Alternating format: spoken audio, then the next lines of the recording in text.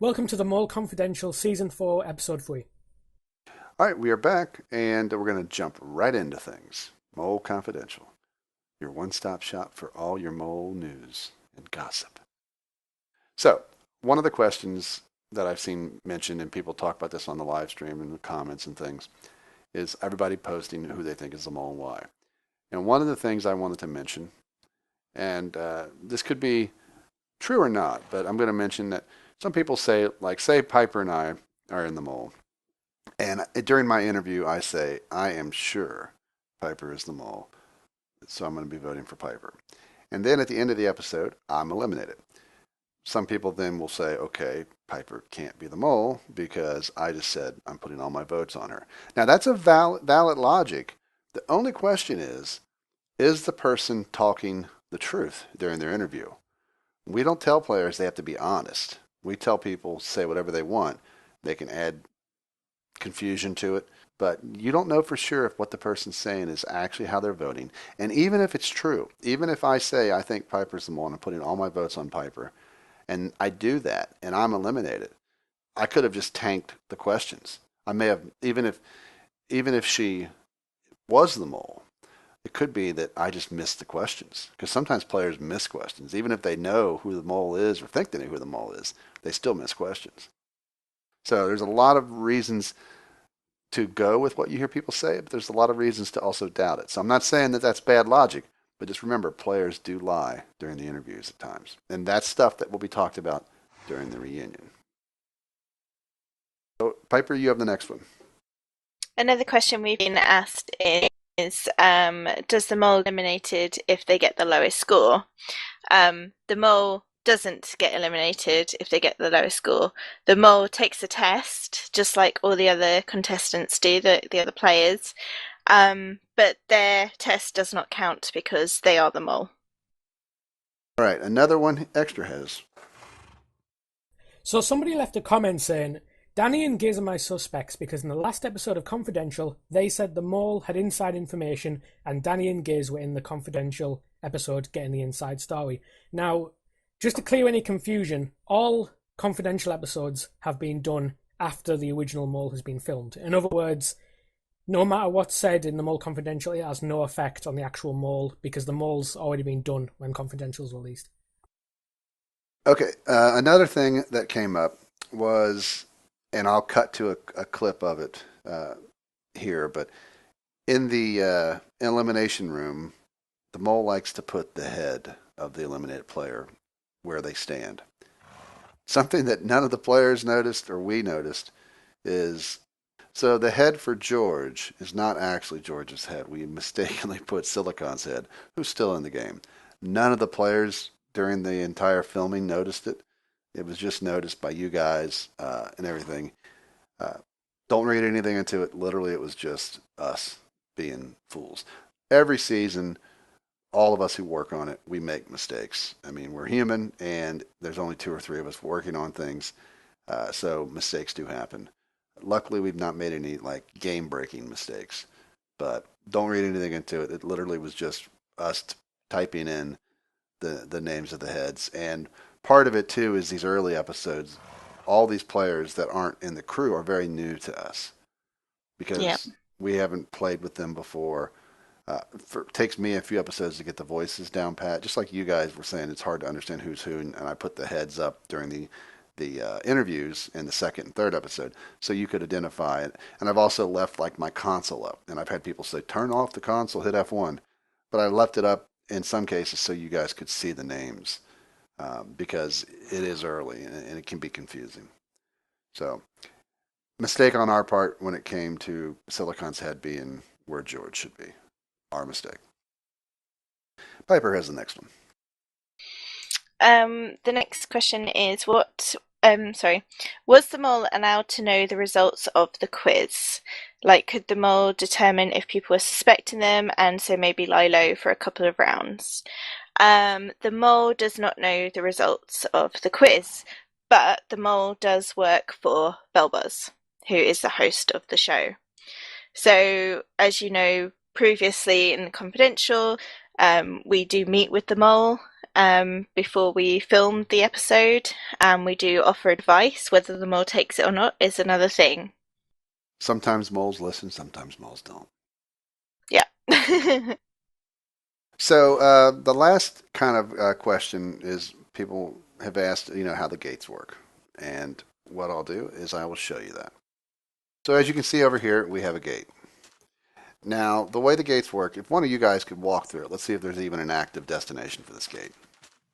Okay, there is not. So what I'll do is I'm going to make another gate right over here. So let me think here. I need an emerald block.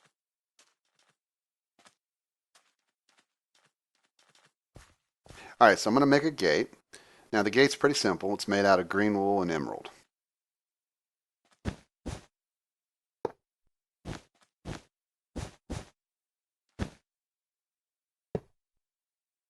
And I think that's what I did. So now what I have to do is I have to use a clock. And it has to be named. So you can see this clock is named challenge. All right, so here's our gate. And then what I do is I right click it with the clock. And boom, now we have a gate. Now I use a blaze rod and I right click it on the base and it lets me disable entering and exiting. Now it's enter enabled, exit disabled, enter disabled, exit enabled, and then both. So if you guys walk through the gates now, go through the one closest to the house, and you can see it brings you to the other one. So basically what I would do is you see these gates all over the map. And I would just disable enter and exit on all the challenges and just have this one always enabled. Players would leave the mansion, go through the gate, and then it would take them to the challenge. Once the challenge was over, I would then disable the gate and reactivate the next gate when it was time for the next challenge. So made it real easy. You just basically had to build the gates similar style and then just use the blaze rod to enable them. Worked really well. So here we have what's left of the final challenge, or of the final parts of this challenge. This was Battleship. Now this was a challenge I created. Now the players did very well in this challenge, and once they started hitting things, it was pretty easy for them to then figure it out, and they were able to hit relatively easily. So the cool thing, though, was what we wanted to do is when this challenge was over, and it played out really well, was to have the pirate ship explode if the players won. And I don't think the players were expecting that. So, No. right when I say, they had defeated the moles, ships, his armada or whatever, Piper set off some TNT that I had Yay. strategically placed throughout the ship. I enjoyed doing that. So that worked out really well. Very basic challenge. I mean, I thought it was Battleship would be interesting to implement, so we put it in. Obviously, the players did really well, and that's the hard thing about it. Sometimes you can create challenges. I mean, we've made challenges for previous seasons that we think are very easy, and the players struggle mightily. Then we've made challenges that we think are very hard, and they blow through them. I expected the players to do relatively well here, but I mean, they just literally were playing pretty well. Okay, we're here at challenge 6. Now this was Piper's challenge, so Piper, take it away. Yep. This is what remains of challenge. It took us a few tries because Buzz and Mario tested it out. We had TNT exploding again, which was really cool. It took me a while to work out how to actually make it so that it would explode and not explode anything else. Yeah, I think there's over in the distance, I've copied and pasted an old version of it. Did I make it out of wood or something? Or I made it out of wool, completely out of wool. But it just wasn't as good with like pressure plates and stuff. It just didn't work as well. But I think this one went really good.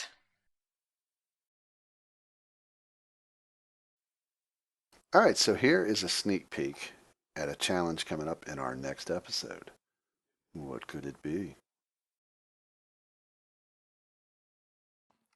All right, so here we are at our last eliminated player, Extra Fun. Let's check out his room. See what the mole had to say. Poor Extra Fun, your elimination was extra fun. For me, love them all. Ooh.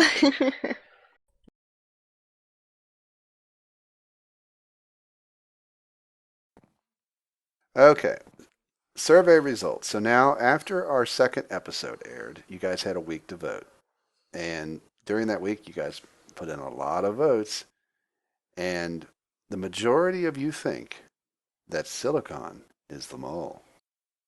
Ooh. At least this week, you picked a player that wasn't eliminated. So are you on the right track? You have to wait and see. And lastly, and not least, that magic moment. Take it away, guys. The mole comment of the week. All right, this week's comment comes from Dan Smith. I like that name. I can pronounce it. What did Dan have to say, Giz? O mole, who are you, thou? Although, will you win or lose somehow?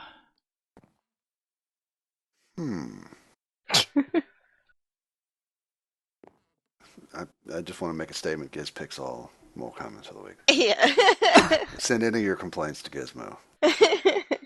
All right, well, that wraps up Season 4, Episode 3 of Mole Confidential. If you guys want to say goodbye and ride, everybody jump on that one horse and ride off into the sunset. We'll be back after our next episode. Goodbye. Bye. Bye.